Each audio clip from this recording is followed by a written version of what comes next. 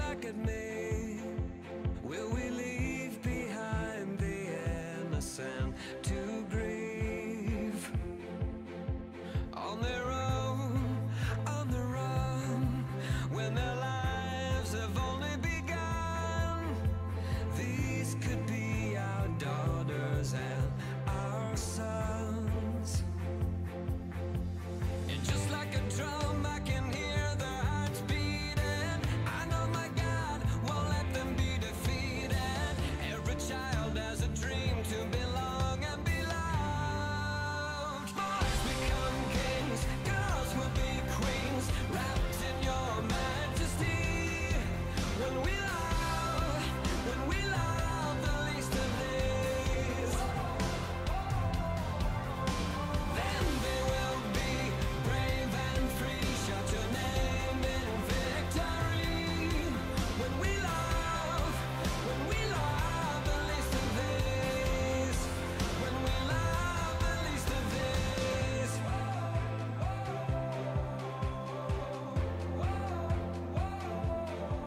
Break our hearts once again. Help us to remember when we were only children hoping for a friend.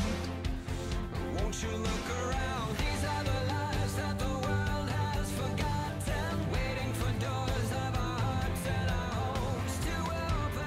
Good morning. Welcome to the King's Report for October 25th, 2017, 8th year of Chungi, ninth month now, and the 6th day of the 9th month. Time is moving along quite quickly. Tim Elder, sitting in for the second king of Cheongguk, Hyungjin Moon, and I'm here with Mr. Greg Knoll. Good morning, Tim. Good morning. Thanks for coming in. And let's go right to the weather. It's 47 degrees and a little bit of raining falling right now in the Cheongguk area. But it's going to clear up, and we're going to have a partly cloudy day and getting up to 65 degrees. So it's a bit cooler than it has been. We've been in unseasonably warm temperature the last several days, almost a week, I guess, with daytime highs in the low to mid 70s. But now we're getting back to the normal average temperatures for this time of year. Even 65 is a little bit warmer than the average, but we're getting there. Tomorrow's going to be 58.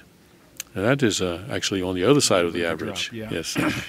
But then the weekend it warms up again. Yes, it does. Yeah. Yes, so we go back and forth, up and down the roller coaster. And tonight's going to be mostly cloudy and 41 degrees, but it's going to get down there pretty soon. Fall is here, and winter is definitely coming. Winter is definitely coming. Let's go to our Remus for today. I'm in the book of Numbers today. And, hey, I didn't choose this on purpose, all right? I'm giving you a forewarning. This was, It's not a conspiracy? Not a conspiracy. Okay. I took the Bible and I turned it around, twisted it around, and then I didn't even look at it. I just sort of opened it, and there this was. Okay. So just to let you know, this isn't me. This is God speaking to you. And it says, now the people complained about their hardships in the hearing of the Lord. He's listening. And when he heard them, his anger was aroused. Then fire from the Lord burned among them and consumed some of the outskirts of the camp. When the people cried out to Moses, he prayed to the Lord, and the fire died down. So the place was called Taberah, because the fire from the Lord had burned among them. Just saying. Don't complain. Just saying. But what impresses me here that it was the fire burned on the outskirts of the camp. So if you think of it, I usually, or at least here, there are people who are sort of closer to the center of the camp, shall we say, and then there are people on the outskirts. There are some people who have 1 foot in and 1 foot out of the camp. And that is where the fire burned and consumed some of the outskirts of the camp. Now, I'm not clear as to whether people were consumed or not here. Or it doesn't specifically say that anybody got hurt here. But well, metaphorically, it's interesting. People get consumed by anger, yes, resentment, bitterness. So that could be a form of being consumed. fire, of course, can be said to be a symbol of the Word of God, because the judgment of fire is the judgment by the Word. And the Word burns in us, doesn't it? I mean, when we hear Burns out impurities. Too. burns out impurities, and we feel a burning sensation when we hear the Word, because we are being judged by the Word. We are judging ourselves by the Word, because the Word gives a standard. It's God's absolute standard, absolute sex, OSTP, absolute sex. That's God's standard, and it burns us, and we're, I guess, a little bit consumed by that, especially if we're on the outskirts. Father encouraged the reading of the Word every day. Yes. For really not just one passage, but for like an hour, hour and a half, right? Yes. To really purify and to cleanse. Yes. Yes, and that certainly is necessary. And we do these King's Reports every morning, 6 days a week. But it's certainly, aside from this, we need to be reading the Word, or I guess you can also listen to the Word. But it's best. Fathers always encouraged us to read it and read it out loud. There's something in not just the eyes, but the mouth, and that when you say the Word, you speak the Word, that has power. That has power. This. Yeah, just listening is maybe a little bit too passive. Yeah. Where, reading out loud really separates good from evil. Yes, it does. Yes. I'd like to go to the Cheonsonggyong now, and I'm in. Let's see. This is the book on the true families, and chapter 12, Seeking True Families. I'm on page 533, and it says here, everyone has been mistaken concerning the ownership of the sexual organs. Speaking of the Word and the standard, etc., people have been thinking that love is absolute, eternal, and dreamlike. But had they known that the ownership of eternal love lies with the opposite sex, the world would not have become like it is today. There have been numerous PhD holders and scholars, and yet none of them has ever thought about this. Can any of you deny it? If you could ask your parents, grandparents, great-grandparents, the original ancestors, and even God, who is the origin of the universe, they would all agree with this. It is an iron rule, which will remain as a universal principle even after the universe has existed for billions of years. The natural conclusion is that when you stand before God, He will judge you as righteous or unrighteous according to this immutable law. Love, life, and lineage. Yes, love, life, and lineage. And among those lineages, the most important, Father said, that this is an iron rule that is not going to change.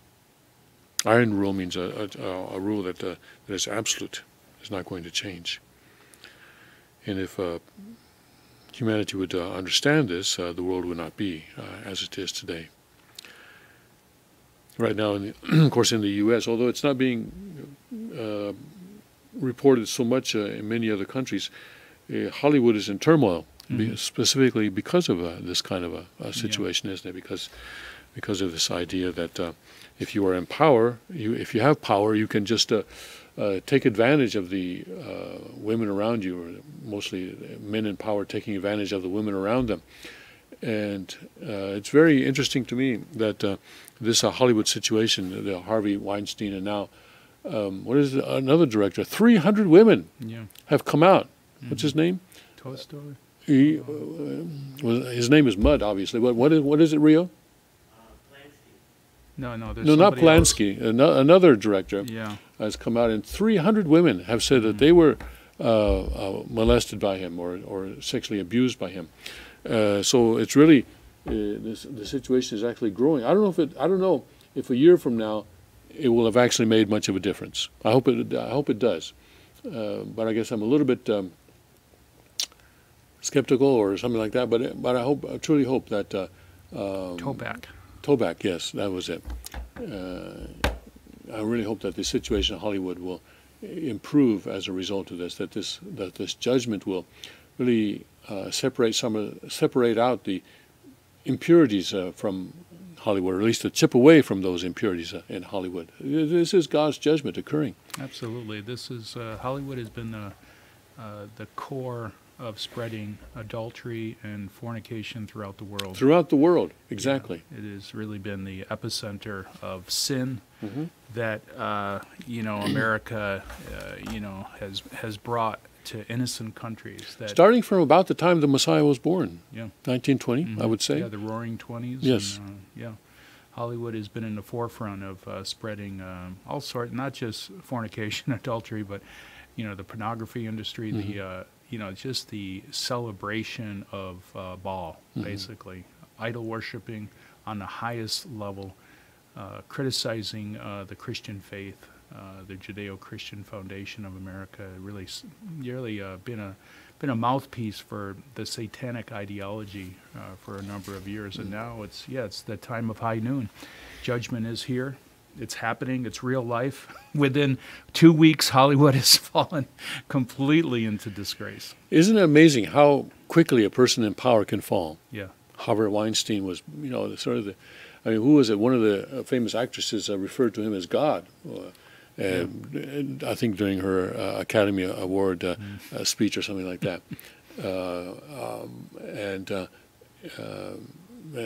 He's no longer in that position. Of course, some people say that was because he's old and he was on his downhill anyway. He was going down anyway. But it's not just him, though, now. This thing has spread so much now that all of Hollywood is being affected. And we, at the same time, see more and more Christian movies coming up. Mm-hmm. And people actually supporting those, and these Christian movies being shown in regular theaters where people go and watch them along with the other movies. But we also had last Sunday we had that very shocking documentary on pedophilia in Hollywood. Yeah. And that made it very real. How did you feel to watch that documentary?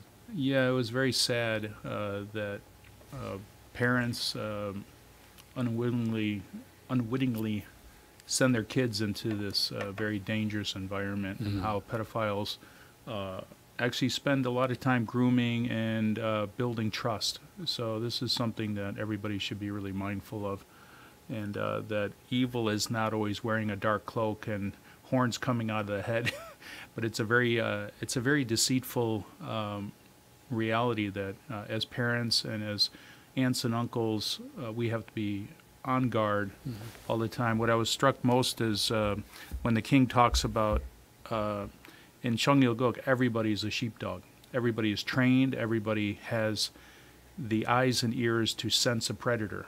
And this is obviously not happening anymore in America, where most people are not sheepdogs, and they just follow along, and they do not have the ability to recognize a predator. But I think in the kingdom of heaven, everybody's trained spiritually and physically to recognize predators, and predators do not have a chance to gain power and influence like they do today. I think the concept of grooming is one that we really need to be aware of. Mm-hmm. And of course, in society in general, we talk about young children being sexualized, and that's a form of grooming as well. Absolutely. Right, and of course Disney Channel is grooming. Yes, Disney Channel is grooming. Yes, and not only that, but of course in the schools especially schools that have adopted the UN sort of curriculum or the UN policies, where children, very very young age children are taught about masturbation or about other forms of sexuality. Really, that kind of education belongs in the home. Mm-hmm. It's not something that parents should be. And even in the home, you have to be careful. You place your children in front of the television set at home, thinking you're protecting them from public school influence, but then you have the Disney Channel, Nickelodeon, all with an agenda to sexualize the children. So it's.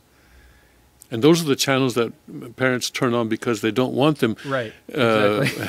They don't want them to be subjected to the R-rated ones on the other channels. Right.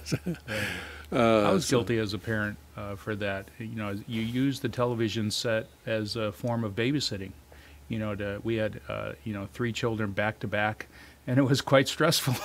You went between the ages of 1 and 7, 3 young children is a handful. So what do? You park them in front of the television. You try to choose channels that you think are innocent, but in reality, it's the grooming process is happening. I confess that when my family moved back to the U.S. and at one point our children our oldest was starting middle school, I guess. Maybe the oldest 2 were starting middle school, and we had one in elementary school then. And they came back to the U.S. not knowing English, not knowing virtually no English. And I'm afraid that their most influential English teacher was Bart Simpson. An icon of American culture. Fortunately, they seem to have survived that, but they seem to have, they're in their late 20s and early 30s now. They seem to have somehow survived that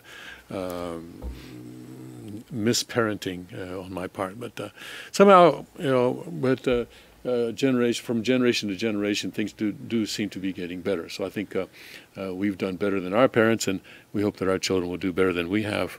And God is leading us one generation at a time towards true families, I believe. I believe that. Can I get an adieu on that? Adieu. Okay, thank you very much. Yeah, so we look back on our parenting, and Greg and I both, and I think most other parents will say, oh man, I wish I'd known this back then, especially listening to the King's sermons and the way that the King is able to do things that we certainly never thought of, should have thought of, but didn't think of. Yeah, perhaps. The King has a very acute ability to see how evil is infiltrating society and how to separate from it. Yes. Yeah. Yes. All right, let's take a short break, and we'll come back, start going through some of the news headlines for today.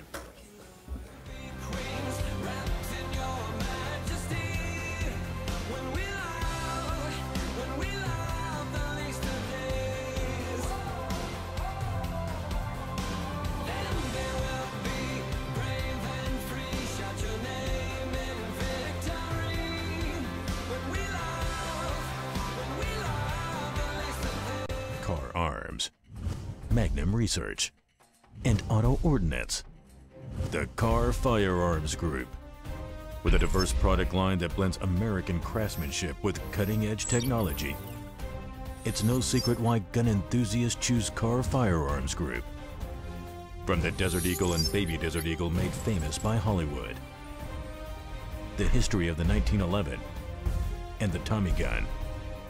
To the best in compact concealed carry. Car Firearms Group is not only the first name in personal defense, it's a name that has earned the respect of gun enthusiasts around the world.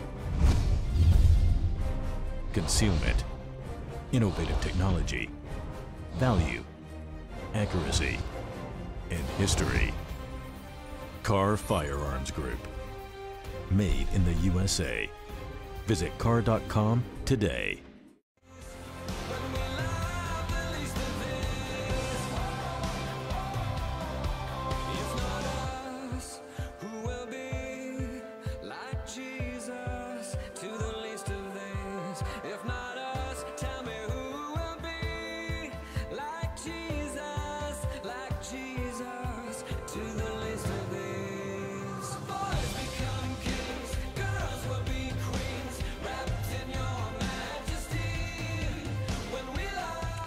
Welcome back to the King's Report for October 25th, 2017. I'm Tim Elder, sitting in for the second game of Chanyogi Hyung Jin Moon, and I'm here with Mr. Greg Knoll. And some very interesting headlines this morning. Another Republican eyes exit, Jeff Flakes, a senator from Arizona, I believe, and he slams Trump on his way out. He says, "Heaven help us." He says, well, basically he said, if this is the way the Republican Party is going, I don't want to go. And so he's quitting. And of course, the Breitbart News is saying, "Oh well, good, Establishment, yeah, glad you're leaving." But now, the headline is uncertainty around a Senate majority. Normally speaking, of course, the next year, in 2018 midterm elections, a third of the Senate will be reelected, and the Democrats have many, many more seats to defend than the Republicans. In other words, there'll be many more Democrats standing for reelection than Republicans.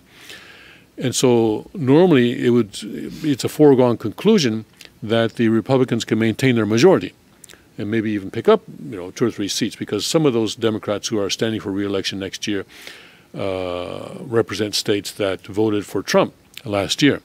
And so normally you would think that maybe the Republicans get even more seats next year. But now some people are saying, well, I don't know, maybe Republicans may actually lose seats, maybe actually lose their majority in the Senate. So because of this sort of division within the Republican Party, and the Democrats are really hoping that is what will happen. We'll have to see. Here in Pennsylvania as well, we also have a Republican senator who is standing for re-election next year. We can get into that at some point. Well, I think what happened in Alabama is perhaps a foreshadowing. Is you had it, not exactly a retirement, but Sessions moved up, and what happened was you didn't have an established Republican nominated, but you had more of a Trumpite. A libertarian came in with more.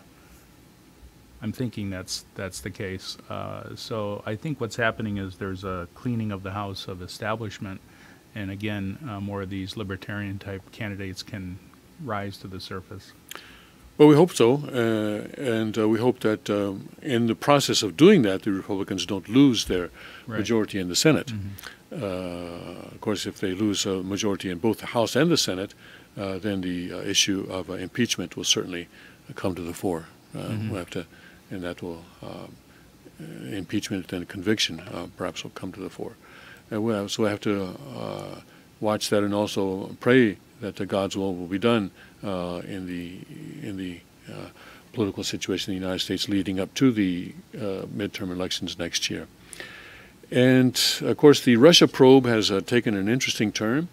Now it's been confirmed that the FBI knew about Hillary Clinton turning over 20% of the U.S. uranium supply to Russia, and the FBI knew about this in 2009, 2010, and sort of didn't tell anybody about it until recently. I don't remember hearing anything about it. Well, it's been sort of floating around as unconfirmed, it's this kind of thing. But now we know quite with 100% certainty that this is in fact what happened.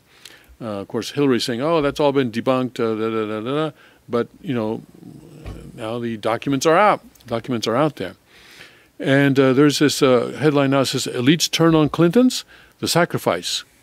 This is a story, if I can bring up. This is an InfoWars story talking about MSM setting up downfall of Clintons to make persecution of Trump not seem political. Trump, that's InfoWars, a headline. Because the Clintons are guilty of the crimes the elites are accusing Trump of committing, it's likely the criminal couple will soon suffer the same fate as Harvey Weinstein to make the persecution of Trump not seem political. Isn't that interesting? That's an interesting theory.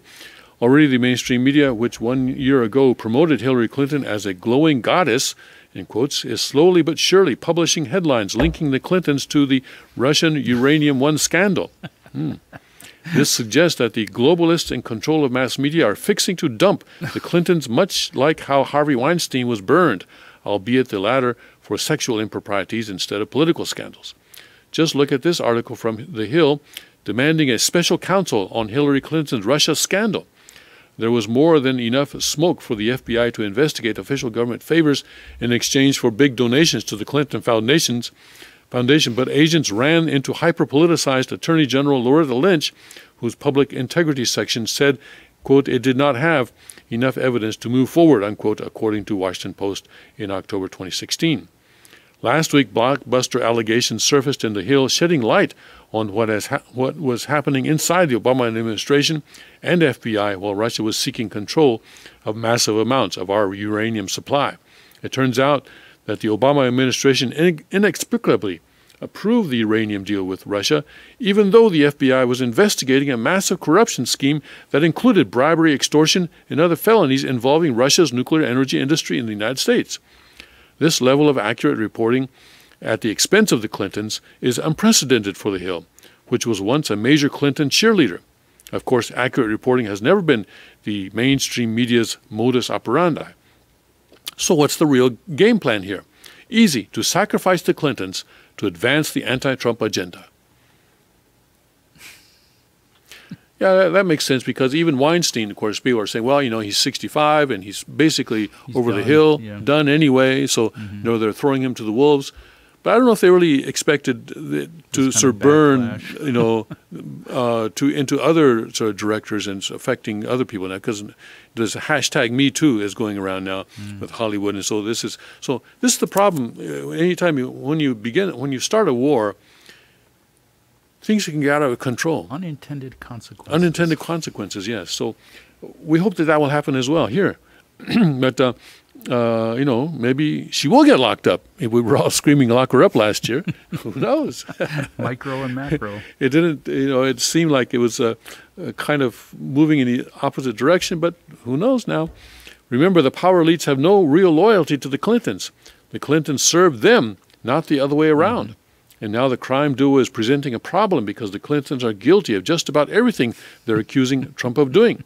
So here's what's likely their next move. Burn the Clintons for their crimes to set a precedent to accuse Trump of similar criminality while claiming it isn't politically motivated. This is exactly what they did with the Weinstein scandal. And remember, at one point, the fallen producer was seen as untouchable, just like the Clintons. But will it work? Unlikely. President Trump simply lacks the criminal nature of the Clintons, and the mainstream media lacks the influence to manipulate the public into believing otherwise. This is one of the few plays the elites still have left, but considering that their playbook is obsolete, what difference at this point does it make? Very well written. Very well written. Especially that allusion to Hillary's congressional testimony at the end. At this point, what difference does it make? I think they've become such a liability that people have, even the elite and liberals, are giving up on the Clintons. But is it that they are now, as it says here, going to sacrifice the Clinton in order to advance their anti-Trump agenda? Yeah, I think it will backfire in a major way. Mm-hmm.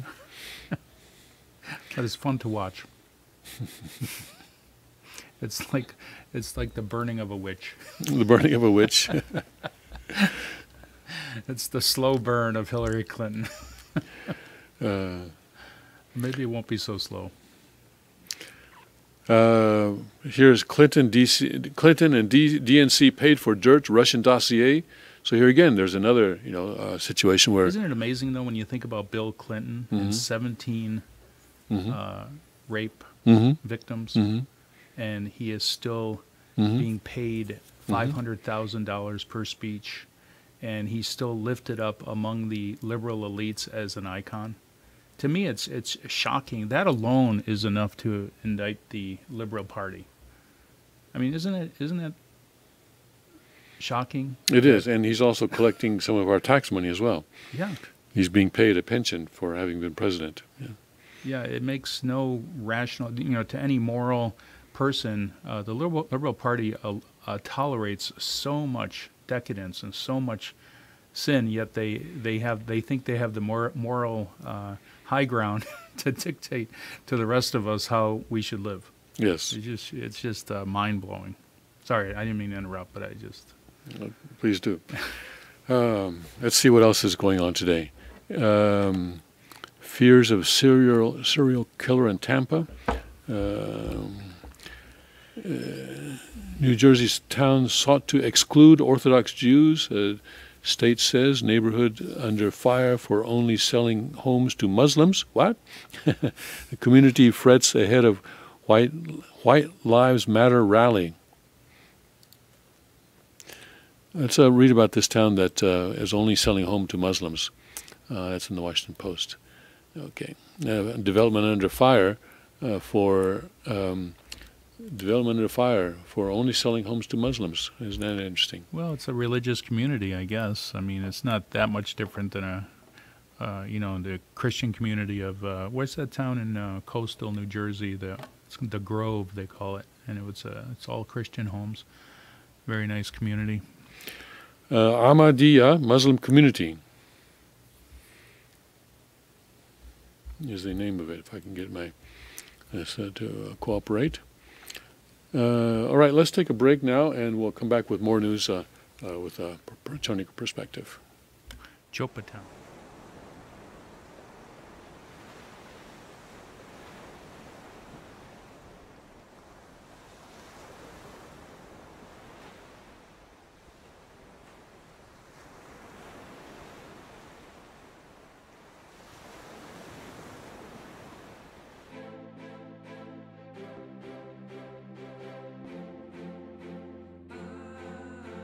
Car Arms, Magnum Research, and Auto Ordnance. The Car Firearms Group. With a diverse product line that blends American craftsmanship with cutting-edge technology. It's no secret why gun enthusiasts choose Car Firearms Group. From the Desert Eagle and Baby Desert Eagle made famous by Hollywood. The history of the 1911 and the Tommy gun. To the best in compact concealed carry. Car Firearms Group is not only the first name in personal defense, it's a name that has earned the respect of gun enthusiasts around the world. Concealment, innovative technology, value, accuracy, and history. Car Firearms Group. Made in the USA. Visit car.com today.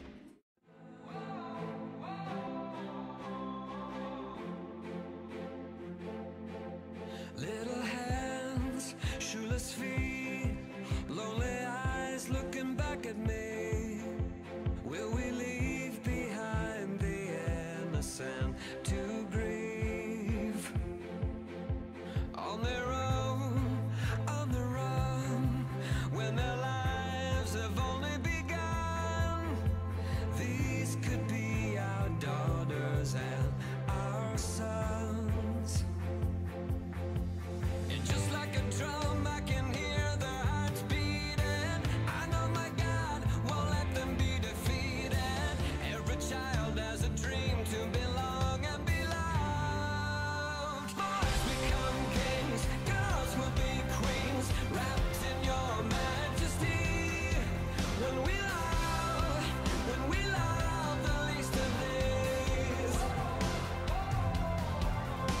then they will be brave and free. Shout your name in victory. When we love the least of these. When we love the least of these.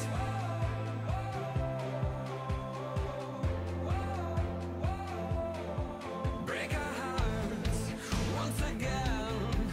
Help us to remember when we were only children hoping for a friend. Won't you look around? These are the lives that the world has forgotten, waiting for doors of our hearts and our homes to open. Boys become kings, girls will be queens, wrapped in your majesty. When we love the least of these,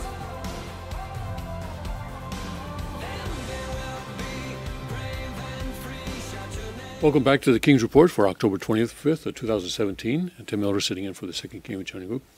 And Mr. Greg Knoll. And I wanted to talk about China in this segment because even though it's not really covered so much in the U.S. media, both mainstream and alternative, it's important because the 19th Party Congress has just ended in China.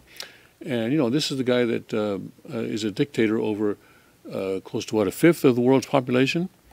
13 billion officially, probably more like 1.3 billion officially, 1.6 billion more likely. But, you know, he's a guy with a lot of power. And it's the second largest economy in the world, although on a per capita basis, of course, it's not anywhere near that. But at least in terms of the total basis, it's the second largest economy in the world, larger than Japan, which is third now. and he's been reelected now to a new 5-year term. And not only that, he's put himself in the position that is in the party charter, which is de facto China's constitution, now equal to Mao Zedong. And that was his purpose. That was the whole goal during this party conference, and he was successful in doing that. And and in China now that closed, or that conference ended today. The Congress ended today, and so the New York Times has a report on that. And I think we need to go through this to see what we can expect from China, over the Chinese Communist Party over the next years. Because after all, the Chinese Communist Party is one of the three manifestations of political Satanism that the Second King has been pointing out. So we need to keep an eye on it. You need to know your enemy. Yep. Can't just ignore it. Coming out of Beijing, this report says President Xi Jinping thrust China into a new era of strongman politics on Wednesday, unveiling a leadership team without a likely successor among the 6 officials who will help him rule for the next half-decade. In a nationally televised ceremony, Mr. Xi introduced the new members of China's highest council of power, the Communist Party's Politburo Standing Committee, on the red carpet of the Great Hall of the People in Beijing. In addition to Mr. Xi and China's Premier Li Keqiang, the committee included 5 new members, all men in their 60s. Over the past 5 years, we've done a lot. Some work has been finished, some we must continue with, Mr. Xi, 64, said after briefly introducing the committee members who stood stiffly in line, quote, "A new era needs a new look, and even more needs new accomplishments," unquote, he added.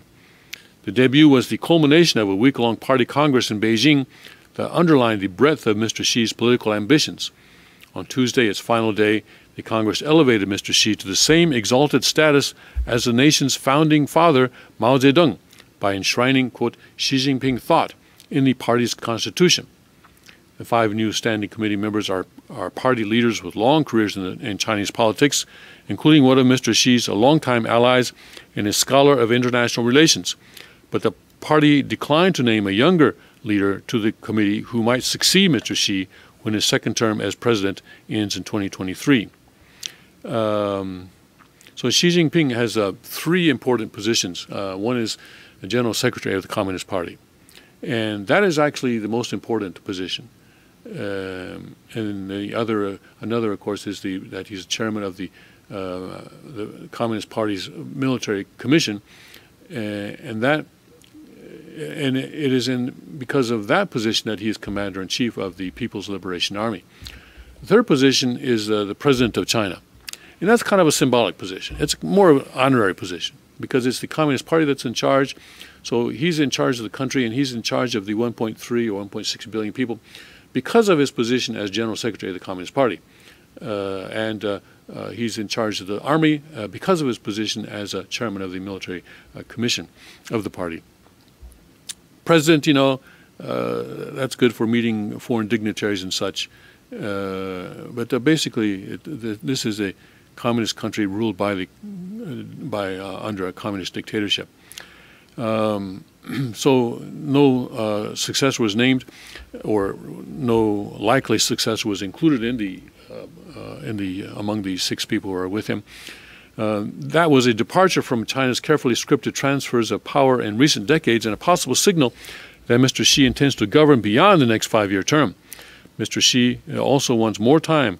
Mr. Xi may also want more time to test possible successors while avoiding lame duck status with an heir waiting in the wings. But by discarding the unspoken conventions that have ensured relatively stable leadership changes in recent years, Mr. Xi has pushed Chinese politics into a new territory that critics have warned could lead to turmoil or a cult of personality with echoes of Mao. In the past 60s, 70s, China went through quite a bit of turbulence. Quote, "If Xi goes for broke and breaks precedent by not preparing for an orderly and peaceful succession, he is putting a target on his back and risking a backlash from other ambitious politicians," unquote, Susan L. Shirk, the chairwoman of the 21st Century China Center at the University of California, San Diego, said. Quote, "By taking such a risk, he shows himself to be more like Mao than we originally thought. He demonstrates his power by overturning institutions, said Professor Shirk, a former State Department Deputy Assistant Secretary for China Policy. In a possible nod to such concerns, most of the Standing Committee members were not longtime associates of Mr. Xi, though all have worked with him in some capacity. Mr. Li, the premier, was once seen as a possible rival to Mr. Xi to lead the country. Among the new members were Wang Yang, 62, a vice premier who promoted himself as a can-do reformer while party chief of Guangdong province in southern China, and Han Zheng, a former mayor of Shanghai who is credited with guiding that city's emergence as China's glittering financial and business capital. Neither had a long history of working closely with Mr. Xi before he became president in 2012. Other new members have worked alongside Mr. Xi for years. They include Li Zhanshu, his longtime friend and aide, and Wang Huning, a former professor turned party ideologue who has helped craft Mr. Xi's speeches and reports. An expert on international politics, Mr. Wang also advised Mr. Xi's predecessors Jiang Zemin and Hu Jintao, and as a young scholar wrote a book, America Opposes America, based on a 6-month visit to the United States. The seventh member, Zhao Leji, served as head of the party's organization department and will assume leadership of its anti-corruption agency, succeeding Wang Qishang, perhaps Mr. Xi's most powerful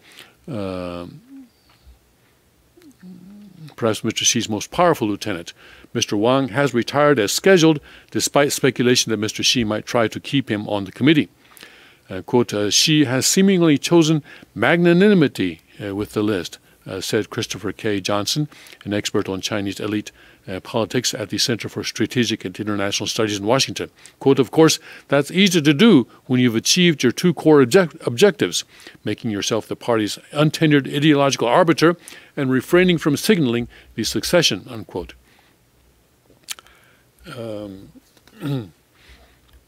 Some Chinese watchers have said they also expect Mr. Xi to place more emphasis on overhauling the economy and cleaning up finances after spending the past 5 years stamping out dissent and tightening his control over the party and the military, China's other political power center. I was watching a YouTube video last night that pointed out that, I don't know if it was YouTube or not, but it was a video pointing out that China's debt to GDP ratio now is 260%.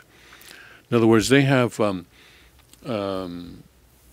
more than twice as much debt, well over twice as much debt as what they can produce, what their economy can produce in a year, all the goods and services the economy can produce in a year. And this was being analyzed by a Western, financial guy. And he was saying, oh, no, it's not a problem. He's saying as long as the cost of the debt, in other words, the interest rate on the debt, is less than the growth rate, then it's okay. There's no problem with that. It's only when the interest rate goes above, or when that relationship is reversed, that there's going to be a problem. But China can handle it. But really, China is sitting on a time bomb. That much debt. Financial guys they say, oh no problem. So I want to know, what is your debt ratio, Mr. Financial Guy? I mean, how much debt do you have on your credit card? Do you have more than twice as much debt on your credit card as you can make in a year? Yeah. If you have $100,000 annual income, is your credit card debt, your total debt, household debt, 260% of that? Is it $260,000? I think their underlying philosophy is consumer confidence must remain high, so these bubbles do not burst. Yes. Obviously, if the bubble were to burst, this guy who was on that video would lose his job. That's right, and his stock portfolio would plummet.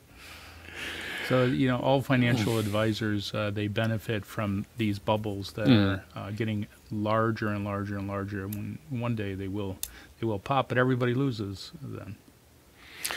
In his remarks Wednesday, Mr. Xi noted that next year would mark 40 years since Deng Xiaoping opened up China to market forces and vowed to firmly and unwaveringly deepen reform in every aspect. So yeah, that's what Deng Xiaoping did. He figured out that socialist economics was not good. That was Deng Xiaoping's thing.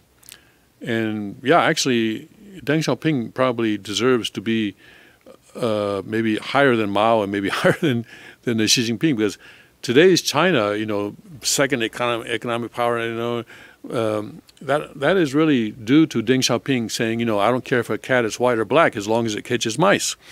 That was his thing. So basically he was saying, yeah, and he also said that it's okay for some people to get richer faster than others. So that really opened up what that did was it signaled that capitalism would be the new sort of economic dogma in China, and that's what they've done in many cases without the social safety net, social security safety net, and so that's why China over the last 40 years has developed so much. Few experts expect Mr. Xi will take big steps toward market liberalization, but many believe he must move to limit financial risk.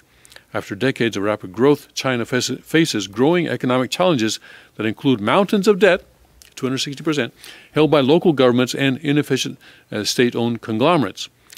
He wants a team around him that will implement his vision, said Evan S. Medeiros, the former senior director for Asian affairs in the National Security Council under President Barack Obama.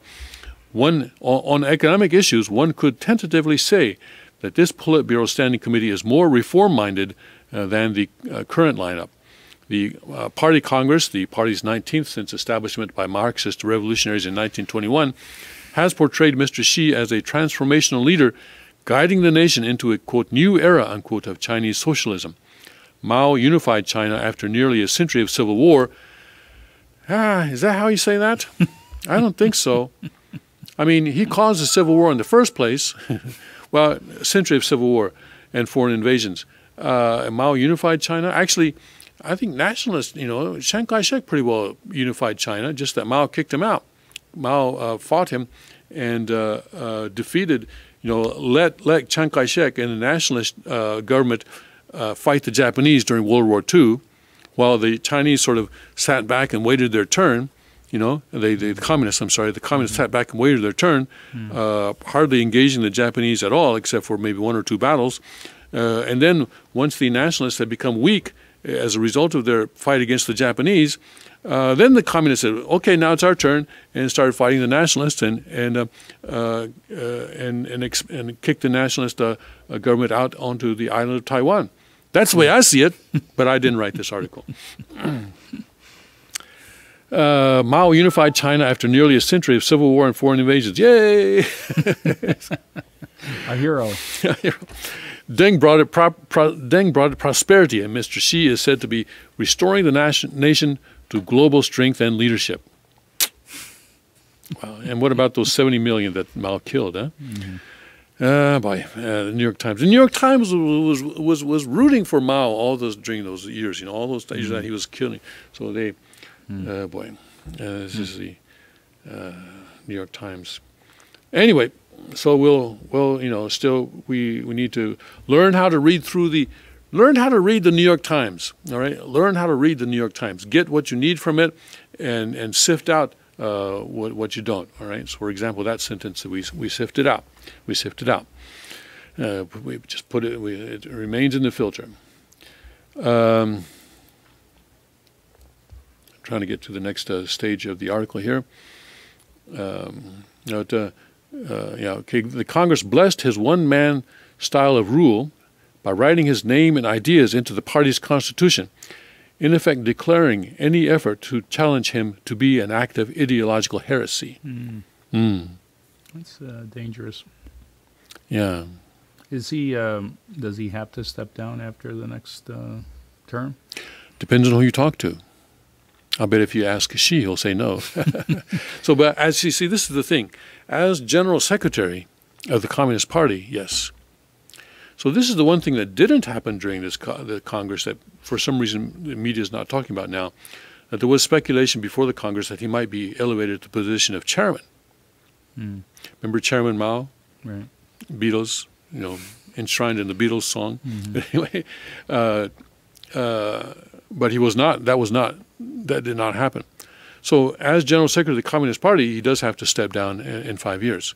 Maybe during that time, or maybe at the end of that, he'll be elevated to chairman. Yeah, that would make Or maybe sense. he feels that, you know, now that his name is in the Constitution, He or can the, do what he wants. he can do what he wants. He can, like Deng Xiaoping, you know, he was, he at the end, or, you know, when he was most powerful, I don't know what positions he held, but in many cases he was sort of in the background. He wasn't really holding any formal positions, and so the Western media would refer to him by titles that they made up, like China's a strongman or top leader or something like that.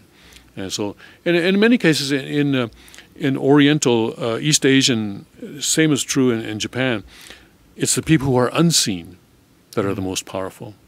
True in America too, just that we don't know it. But this is a very traditional and respected way of governing in China and Japan. It's the people behind the bamboo curtain, you see, behind the bamboo curtain. Wizard of Oz. Well, I don't. His curtain wasn't bamboo. It's the you know, bamboo curtain that are really governing and telling people sitting in front what to say. Under Mao and then Deng, the party struggled with succession arrangements that ended in purges and division. Then, in the 1990s, the party established a pattern of installing likely successors on the standing committee well in advance, with party leaders serving no more than 2 terms. Mr. Xi himself joined the committee in 2007 before taking power in 2012. Before him, Mr. Hu served on the committee for a decade before succeeding Mr. Jiang. Jiang meaning Jiang Zemin. The inclusion of 1 or 2 officials in their 50s in the new standing committee would have suggested they were being groomed to take over from Mr. Xi in 5 years. That we get grooming again, but this is a different kind of grooming. Instead, the party's failure to promote anyone of that age will ignite speculation that Mr. Xi wants to extend his influence beyond the end of his second term. There you go. Yeah. So, but how does he extend his influence? That's, you know, in an official capacity or sort of behind the curtain. China's national constitution says that he cannot serve more than 2 terms as president, but Mr. Xi could stay on in other posts. You see, and president doesn't really matter, all right? As the party leader or chairman of the armed forces, for example, or create a new role to preserve his power. Other experts believe Mr. Xi will formally retire in 5 years after selecting successors he is confident will uphold his policies. The party has promoted a phalanx of officials loyal to Mr. Xi into the broader Politburo. About 2/3 of the 15 new members joining the body once worked under Mr. Xi or have other long-standing ties to him, including some younger leaders seen as potential successors. These include Chen Miner, 57, who worked as a propaganda functionary with Mr. Xi when they were both officials in the eastern province of Zhejiang in the early 2000s. Some experts had speculated that Mr. Xi might attempt to catapult Mr. Chen into the current standing committee, a move that would have made him the heir apparent. Instead, Mr. Chen is one of 4 Politburo members under the age of 60 who could be considered a candidate to lead the country in 5 years, but only if Mr. Xi relinquishes control. Where's the diversity is what I want to know. Yes. Where are How the many women? Where are the women? Where are the women? Yes. Where are the black, the African Chinese? Yes. Or at least, How come there's no outreach? you know, in the official, what do you call it, videography of the Congress, you had these women dressed in traditional sort of Zhejiang, or I don't know if they were Tibetan or Zhejiang clothing, or the traditional outfits. Really? Obviously not Han Chinese. But in the videography of the 7 people standing on the stage at the end, that wasn't there.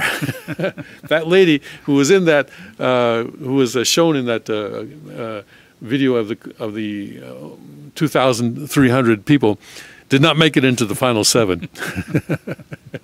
Let's see. Boy, this is like, you know, China's Got Talent in the political sphere. But she didn't make it into the finals, I'm afraid. Yes. All right, let's take a break, and we'll come back in a minute or so with more news from a Chunuguk perspective. Victory when we love, when we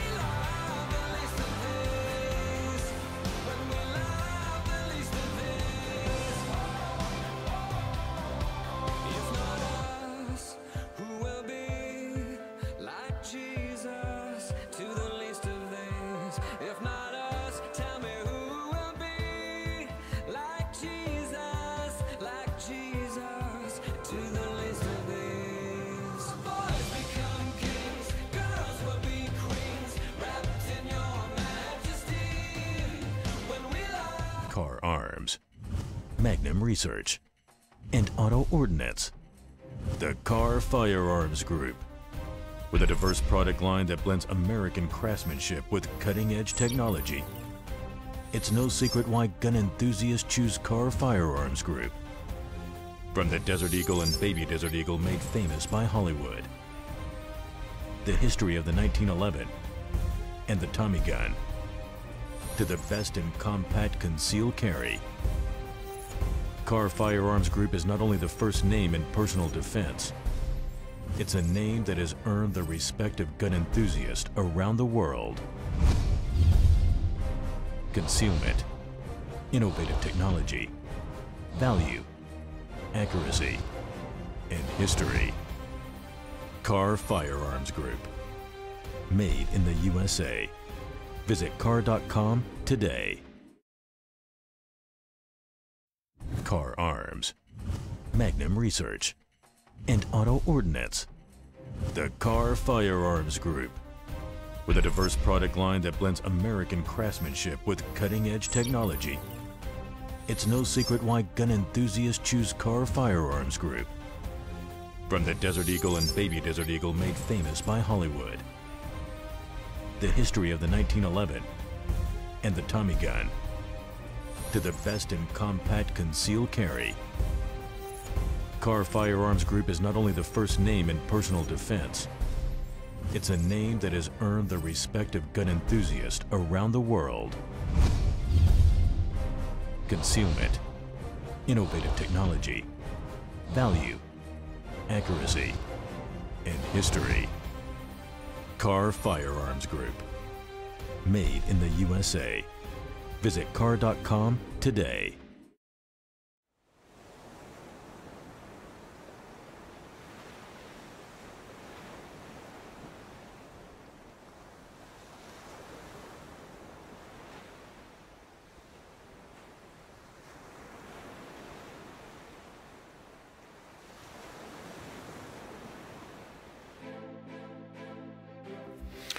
Welcome back to the King's Report for October 25th, 2017. I'm Tim Miller, sitting in for the second King of Chanukah, Hyung Ji-moon, and I'm here with Mr. Greg Knoll this morning. Looking through more of the headlines, let's see. Republicans to probe Obama Justice Department. Drudge just happened to pick that particular moment to decide to refresh. And here, I'm using a different computer this morning, which is not cooperating so well. Blood in the Water, Harvey and the Tampon Caper? Yikes, I hope that name doesn't stick. Matt Damon conflicting statements on what he knew. 200 more women accuse filmmaker Toback of harassment. Publishing rocked. Leon Whistletier admits offenses. New mag killed. See, it's spreading throughout all the other industries now. Yeah. Theater chain may charge less for flops, more for hits. Okay, I guess that's free market. Yeah, working. Yep. Census, 44.6% in California don't speak English at home.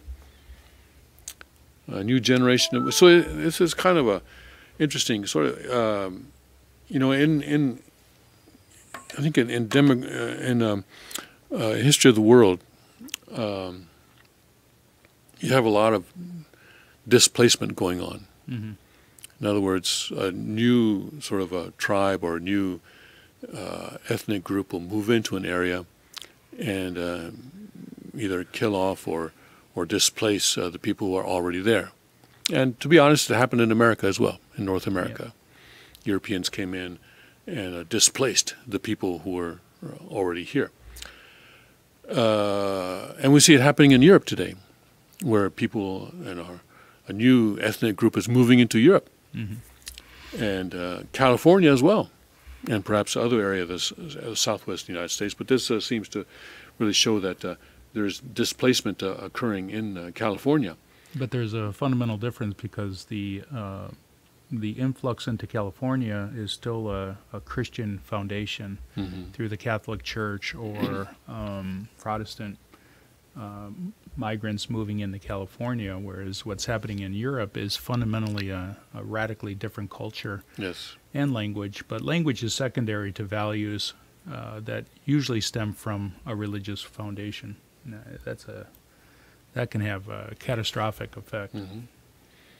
Yeah, but well, in the overall sort of in the long game of history, Mm-hmm.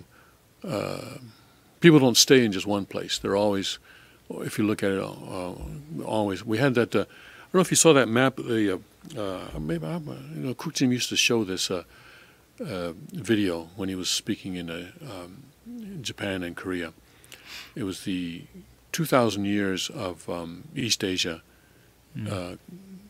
condensed into about 3 or 4 minutes, and showing how countries rise and fall, and kingdoms rise and fall and go away, and different ethnic groups move here and there and everything. And it was very, if you look at 2,000 years in 4 minutes, it's really very instructive, because it really shows you that things are always changing, that things are never static, and really you can sort of in that kind of a video we can sense the hand of God, because God works the long game, right? He's been working 6,000 biblical years. That's a long game he's playing there. He works the long game, and his plan really is carried out over a long period of time. During the Korean language King's Report earlier this morning, we were talking about how the number of babies born in Korea during the month of August was the lowest in history. And in fact, Korea its birth rate is actually the lowest among all the OECD countries, the Organization for Economic Cooperation and Development, which is sort of the club of industrialized nations. It's lower than Japan? Lower than Japan. Wow. And right now Korea is 1.04 or something like that. And to maintain a population, you need an average. In other words, each woman in that population needs to give birth to about 2.1 or 2.2 children on average in order to maintain the population. And of course, since there's no such thing as a 1/10 of a child or 2/10 of a child, it means 3. It means 3. 3 is kind of the minimum that each woman, on average, needs to give birth to. For that population to be maintained. And when you get down to like 1.0 something, and especially already in Korea, that kind of a low level, in Japan too, has been sustained for some time now. Experts say that that ain't going to recover. That population is not going to recover. That population is on a long-term downward trend. And in fact, this article that we read in the Korean newspaper was saying that I've forgotten the year that they were giving, but at some point within this century, Korea is going to have half the population that it has now. Wow. So that kind of a situation then obviously is a case where you're going to have population displacement. In other words, someone else is going to move in there. Yep. Someone else is going to move in there. Same thing happened in Germany. Yes. Where the population was on decline, so Right. they created policies to encourage people from different, like Turkey coming in, and Right. Egypt, different places in the Middle East, to fill the gap. Because when your population declines like that, it becomes impossible for a country to sustain its economy. And Germany, like you said, is facing that challenge, and so it has brought people in thinking that they could integrate these new people into their existing culture and civilization. And in Germany, it's not happening.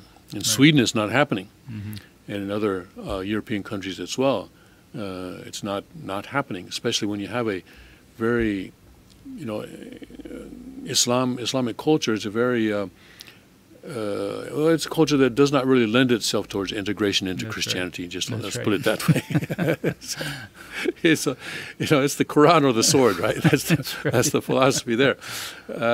And they're also very patient. And they also play the long game. Yeah. Yeah, and in East Asia as well. Of course, you have right now more and more sort of Southeast Asian people going to Japan and Korea for work, or not just Southeast Asia, but also people in Southern Asia as well, going there. And of course, Japan and Korea are countries that pride themselves on the so-called homogeneity.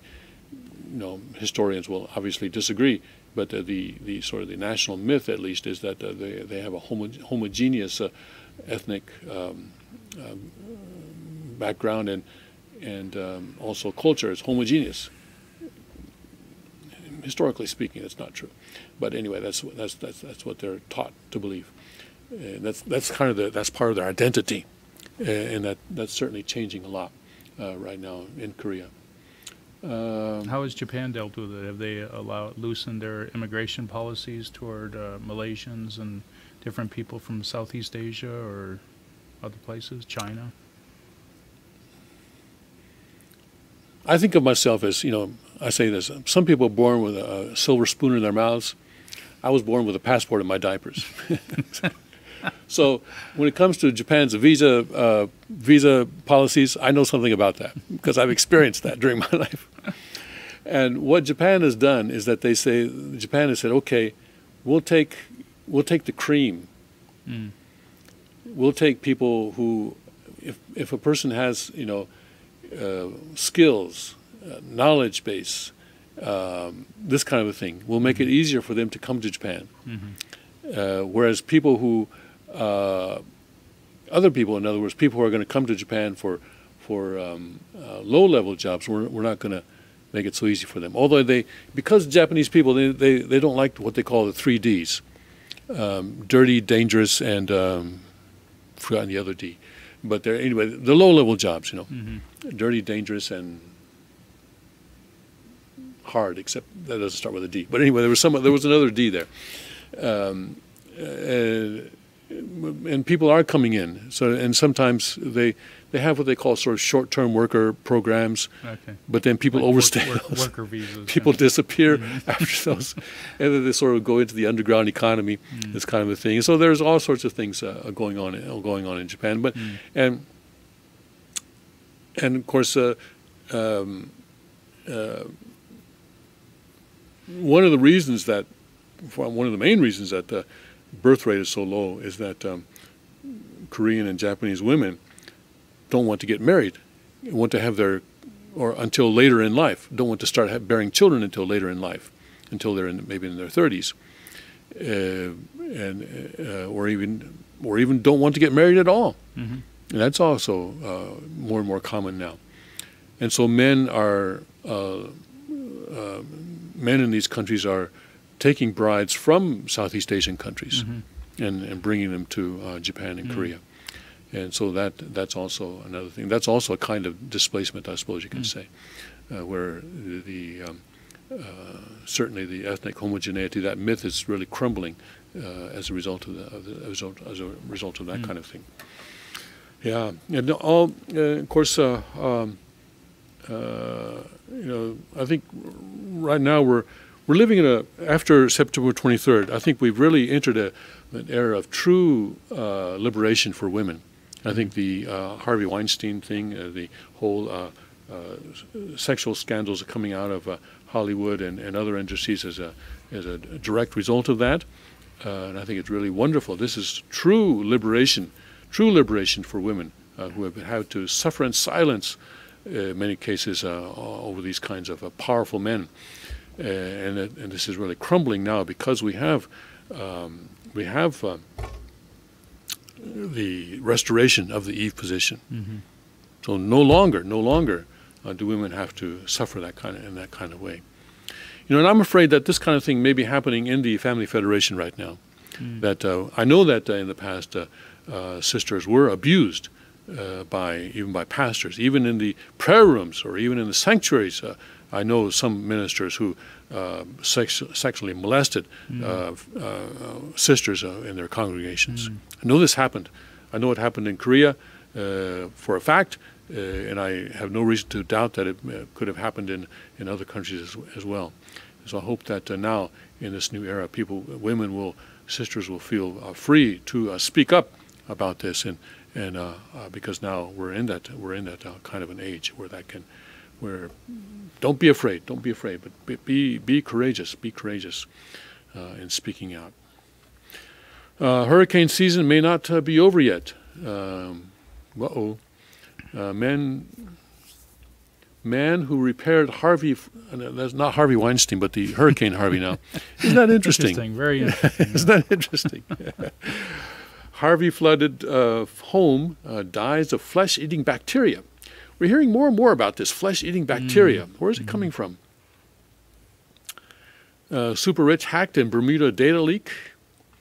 I'm sure they'll survive. Self-balancing motorcycle. Terrifying Halloween display sparks outrage. Well, this is a photograph of a car having had an accident with a tree, having run into a tree. So that was apparently sparking outrage. Because they were a clown outfit or a Joker? I guess it looked like a real accident. Oh, I see. Yeah.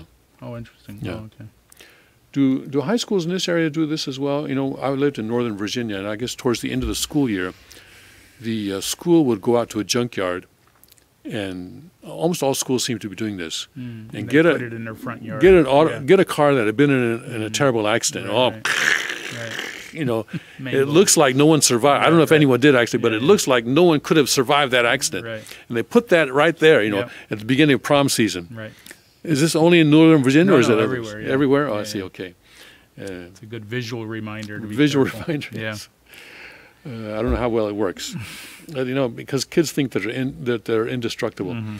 I would survive. You know, that's probably cool. You know, I'd like to do that. Netflix producer unloads on Sean Penn. Own actions to blame if killed. Put everyone in dangerous situations. Fear as Mexican cartel attaches bomb to drone. Okay, here we go. Yep. There we go. Possibly the new terror Yeah. threat. Yeah. This is you know, always it's a cat and mouse game, isn't it? That these folks who want to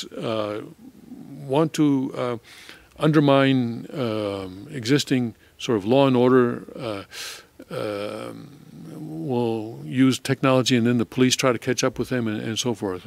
Well, the ultimate result will be that only the government will be able to use drones. Yes.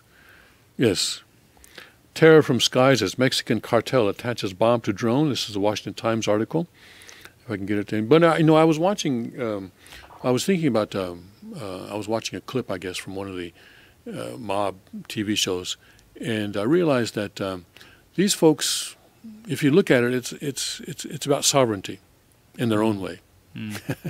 They're saying, we don't recognize the laws of the land. We're going to have our own, basically it's a secret society, and we're going to have our own rules and laws, and we don't follow the, we don't bow down to the state and their laws.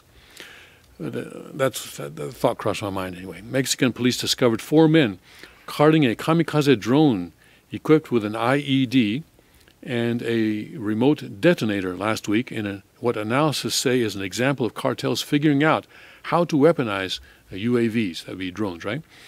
The disturbing development is a manifestation of something top American security chiefs warned Congress about earlier this year when they said they feared terrorists would begin to use drones to attack targets within the U.S. Let me see if I can get this to go down to the next level here. Okay. Drug cartels had already been turning to drones to smuggle their products into the U.S. and had begun using IEDs in their turf struggles. But now at least cartel appears to have put the two technologies together, according to Mexican reports analyzed by Small Wars Journal. A weaponized drone unmanned aerial vehicle, or UAV, unmanned aerial system, UAS, with a remotely detonated IED allows for a precision strike to take place against an intended target, Robert Bunker and John P. Sullivan, the authors of the new analysis, wrote. The drone IED combination was found in central Mexico by federal police who did a traffic stop on a stolen pickup truck with 4 men in it. It's always in the traffic stops that these things come out. I guess they have bad drivers. Police found an AK-47 ammunition phones in what the Small Wars Journal authors said appears to be a SDR solo quadcopter, which retails for about $250 online. Taped to the drone was an IED, which could be triggered by remote detonator. Okay, wow. So I guess they'll outlaw these, right? Yeah, I mean, the military is using these extensively now in the Middle East, I believe.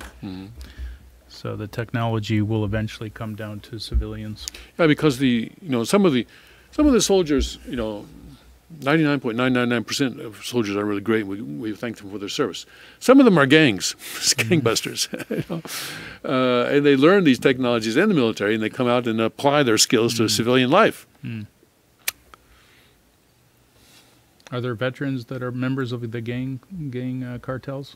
Yeah, there are people who come out of the military and go into gangs, or they're in the gangs before they go in the military, or come back out. Or they come back out. But yeah, there is a kind of a revolving door there. Yes, yeah, they learn a lot in the military. Yeah. Yes, they learned a lot in the military, and they come back out and they apply those knowledge and skills that they gain in the military.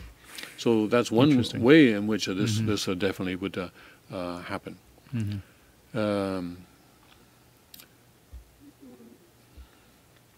Uh-oh. You better close your ears. Most vitamins and supplements, total nonsense. I'll tell you why. Okay, tell us why. Because most of those are synthetically derived. I see. Did you know that vitamin C, for example, is not natural vitamin C? It is synthetically derived by a kind of a chemical company and then sold as vitamin C, which everybody thinks, oh, it's from oranges or something like that. But no, it's a synthetically derived. So it has not nearly the effect that the natural food itself. Natural food is the vitamin that everybody should be consuming every day, not these synthetically derived supplements. That's my plug there for natural, organic food from the earth. Food from the earth. The way God made it. Not, my pitch is anything that goes through a factory of any sort, it's not as good as what God produces out of the ground. So these vitamin C tablets that we buy are no good. They're not as good as eating oranges, and because when you eat the whole food, you get the whole range of nutrients in the food, not just this one isolated compound that is supposed to do all these wonderful things. It's much better to have a holistic diet. Okay, let's read this article from news.com.au. So it's from Australia. The vitamin supplement industry makes billions of dollars each year telling us that we'll live longer, healthier lives by popping their pills. But what is the best science on how helpful these products really are? We need vitamins in our diet to be healthy. If you're severely deficient in vitamin C, you can get scurvy. If you have too little vitamin D as a child, you'll get bowed legs, a condition called rickets. And not enough vitamin A, that could make you go blind. In the 1920s and 30s, when scientists started discovering these seemingly magical vitamins, people were so excited about them that they added them to food, like flour and dairy products. Fortifying milk with vitamin D helped lead to an almost complete eradication of rickets in the U.S. Soon, companies started turning vitamins into little pills and bottling them, and they were an immediate hit. But the messaging around vitamins quickly shifted. Vitamins were no longer just protecting you from scurvy or rickets, but preventing chronic diseases like dementia and heart disease and helping you live your best life. The big question is, do vitamins have that power? To find out, scientists track large groups of people to see if taking vitamins reduces the risk of getting certain diseases. When vitamin B supplements are put under the microscope, researchers find, quote, no evidence, unquote, that they prevent heart disease, stroke, or cancer. Vitamin B also, quote, does not appear to improve cognitive function, unquote, in healthy people, or those who are starting to go a little dotty. It's an Australian paper. As for helping people with depression, it wasn't particularly useful for that either. But when it came to improving depression, or dementia, the researchers say more work is needed. There is evidence that taking vitamin C and zinc lozenges could help you get over your cold a bit faster. Quote, the evidence for zinc lozenges is very strong, says Harry Hamele at the University of Helsinki in Finland. But there's not good evidence that these supplements will keep you from getting sick in the first place. And maybe you've heard we're experiencing a pandemic of vitamin D deficiency. Even the U.S. rapper Ludacris is worried about it. Well, he might have been rapping about something else, but the story with vitamin D is complicated. I don't know. Apparently that's an inside joke that I don't get. To know if we are low in vitamin D, scientists would have to agree on one thing, exactly how much vitamin D we need. And perhaps surprisingly, scientists are still debating this. There's a lot of animated discussion right now, said Professor Catherine Tucker, a nutritional epidemiologist at the University of Massachusetts in Lowell. That is one supplement that I think is universally understood to be helpful is vitamin D, because your body cannot produce it on its own. So, and you need the sun in order to create vitamin D, and a lot of people don't get enough sun, especially us here in the northern part of the hemisphere. So vitamin D is really one supplement that is universally accepted, I would say. Part of the debate is that it's unclear what vitamin D is beneficial for. A team brought together by the Institute of Medicine in the U.S. several years ago wrote that vitamin D was important for bone health, but they said other conditions like diabetes, depression, or cancer could not be, quote, linked reliably or consistently, unquote, to vitamin D, yet other scientists disagree. What about vitamin E? The new evidence says no, don't take it, Professor Tucker said. Vitamin E, don't take it, Professor Tucker says. A decade ago, there was a big push for people to take vitamin E, but then scientists realized it actually wasn't that helpful. It might even increase your risk of some kinds of cancer. Thank you very much. That's why it's best to eat natural food. There's no risk, no side effects. Finally, we know that eating a diet full of fruits and veggies packed with different nutrients can help us live longer and prevent heart disease. But what happens when you extract those vitamins into one big multivitamin? There's been some big studies that show they didn't really have major effect, Professor Tucker said. So I guess, like you said, you got to have the vitamins with the veggies. That's right, because you get the fiber, you get the whole. You know, one strawberry they did analysis has over 600 active compounds that are good for the body. In a strawberry? Yeah. Wow. So it's like a vitamin pill. Oh wow, that's a multivitamin. When you eat a raspberry, it's a multivitamin. How many? It's over 600 in a 600? Yeah. That's a multivitamin. Yeah, there you go. No side effects. No side effects. One large study recruited 14,000 older men and gave half multivitamins while the other half were given a placebo. The men were tracked for more than a decade, and after all that work, there was no difference in rates of heart attacks and heart disease between the two groups. In fact, some people say that by taking these multivitamins, it's like you're giving yourself a permission slip not to have a really good, healthy, balanced, natural food diet. It's like taking Diet Coke, isn't it? Permission slip. It's really bad. But you know, say, I'm going to take my multivitamins so I can eat junk food the rest of the day. Right. Curiously, the men who took the multivitamins had a slightly reduced risk of cancer, but the researchers said we shouldn't get too excited because the other large studies have been really mixed. But Professor Tucker wasn't ready to throw out multivitamins just yet. As she said, a few large studies into multivitamins have been done in doctors, and they might have better diets than your average Joe.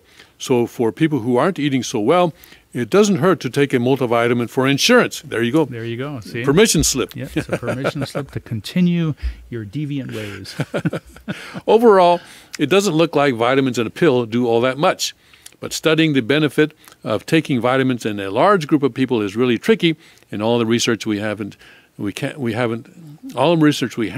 can't really tell us whether you personally should be taking vitamins or not. That's the disclaimer. That's the disclaimer. Yes. All right. So your recommendation, Professor Noel, is that we eat our veggies. Yes, get away from processed foods, get away from processed vitamins, get away from anything processed, anything that's made by greedy, selfish human beings trying to profit from your situation, and get back to the earth, get back to healthy, natural food that's been unadulterated. Eat your veggies. eat your fruits. Eat And your your nuts strawberries. and seeds. And strawberries, yes. Strawberries. All God right. made everything. God, let's give praise and glory to God, for He Praise God. created an amazing palette of food that perfectly harmonizes with our taste buds that we enjoy, we love, and we cherish. We finally got a rant out of Greg Noll. Thank you very much. Thank you for tuning in this morning. We hope that you have a good day. God bless, Godspeed, and may His kingdom come. Jew.